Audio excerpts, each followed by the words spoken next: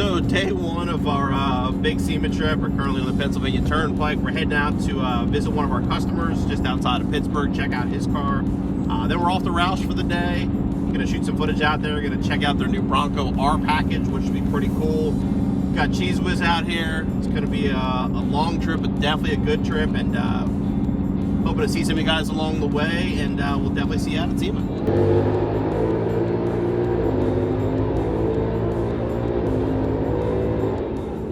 So day one of our SEMA road trip, and we had to stop by north of Pittsburgh and visit Brian here. Now, Brian became famous, we'll say, on social media at Mustang Week this year, unfortunately for a very, very bad reason. Brian, tell us what happened. Well, just like every year, we head down to Mustang Week, and it typically falls on my birthday. That night, we decided that they were going to take me out, get a couple drinks. I handed my keys to a very good buddy of mine that I trust with my life, and things took a turn for the worst.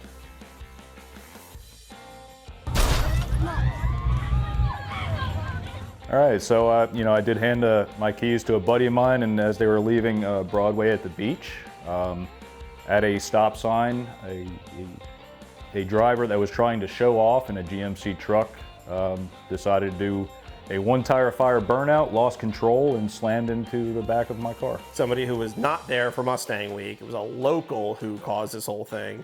Correct. He came down from, I think, the upper part of North Carolina. And so I know your buddy was somewhat injured in the accident, I believe, as well. And then the guy fled the scene, if I remember correctly? So the individual did leave the scene, and he clipped my friend. But before that, during the accident, my buddy's hand actually, I believe, bounced off the windshield. So he does have some damage to his fingers. He is currently seeking treatment with possible surgery in the future.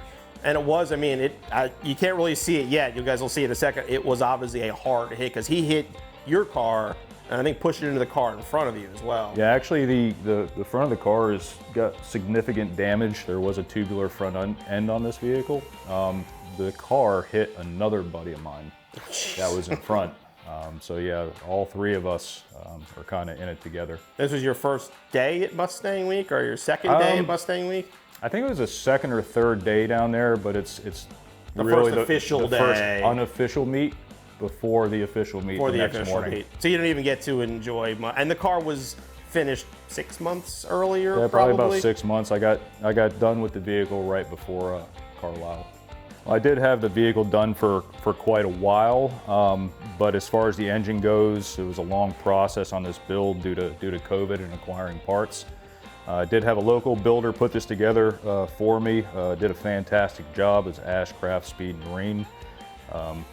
It's a big bore 347 stroker, comp triple ball bearing turbo, Callie's rod and cranks, the AFR heads, all the good stuff. Unfortunately, we never had a chance to see what kind of power it makes.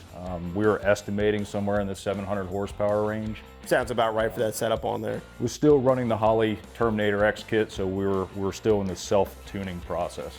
I mean, even in this state, the car is still beautiful. I mean, I love Kona Blue. It looks great on the Fox body. But, I mean, obviously you got the killer engine, but you've got money in this thing front to back. You know, tell us more about the interior and other mods that are done to the car. Well, I had a tubular front end. I just put in the Holley 4-core radiator, which is the Frostbite unit. We already spoke about the internals, but it's full tubular front end on the vehicle as far as QA1 suspension setup. Also, the rear has the QA1 suspension setup, the sway bars, CJ Pony parts, interior that I purchased from TMI. So tell us about the interior. It's actually, I mean, there's unique parts in this car front to back. The interior is very cool. Well, first, I definitely went with the heavily bolstered SVO Mach 1 style seats with the gray embossed line right there at the top in the upholstery. But I was able to mold in the SN95 door panels, which you don't see a lot, and also had the SN95 dash. Yeah, I've seen the dash looks killer, but you're the first I've seen that actually has the door panels in that they look right and function like, well, did function like they were supposed to anyway. So yeah, I mean, it was definitely a process. I went through, I think, 3 sets of door panels and 3 dashboards to get it before I got it right. Actually work so right. There's a lot of trips to local pull aparts and some other people in the area. So I guess if there's a silver lining in all this, is that it seems like the Mustang community really stepped up. I mean, I saw your posts and everybody posting about what happened, and tell us about that. Tell us about like people reaching out to you and the community. Well, I tell you, I mean, there so many people reaching out, too many to name. We'd be here all day, honestly. And which is a good thing, though. I had a lot of people reach out wanting to send me something. At first, I didn't want to take it, because I'm not that kind of person. But all in all, a lot of people got together, and fantastic individual.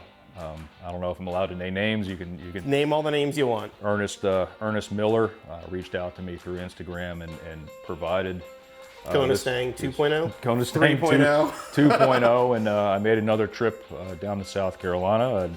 A good buddy that was injured in the accident initially picked up the vehicle for me, and I met him down south and acquired this vehicle. I'm so thankful. And several sites have reached out to me and asked me what I need.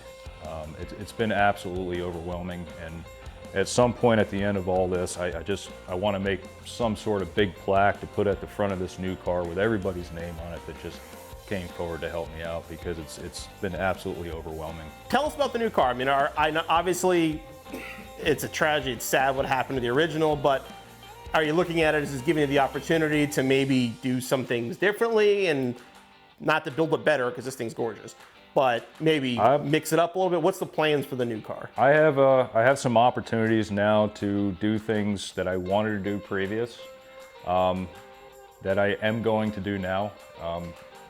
We're going to make it bigger and better than ever. I got some things that I really don't want to mention, just to kind of Mustang Week 2022. Keep it for 2022, but there's going to be a lot of changes in here. Kona's still going to stay Kona Blue.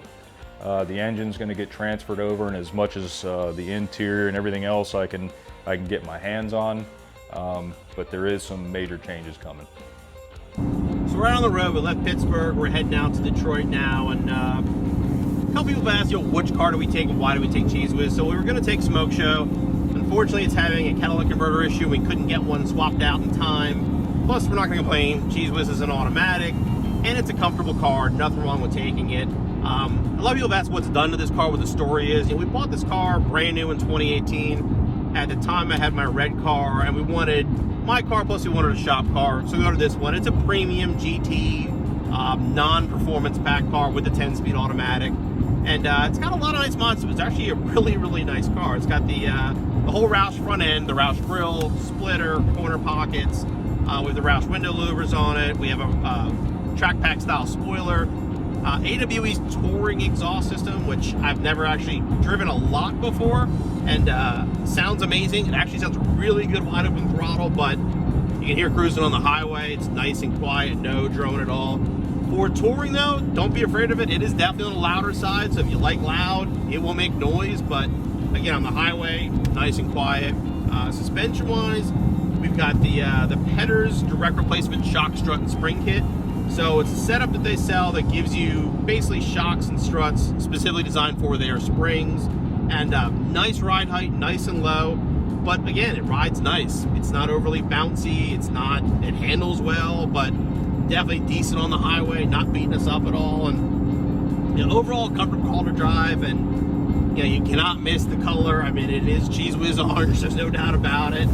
It just, it was, I think it was the right car. As much as I would like to take Smoke Show back to Vegas, I definitely think Cheese Whiz was the right choice, especially with the hours we have coming up. But yeah, so far so good. And next stop, Detroit. We couldn't visit Detroit without visiting our good friends here at Roush. Now, Roush has actually moved to this building within the last year. This is where they actually produce the Roush Mustang, the Super Duty, F-150, and Ranger. I'm going to give you a quick look around at all that's happening back here, and then a sneak peek at the new Bronco R-Series.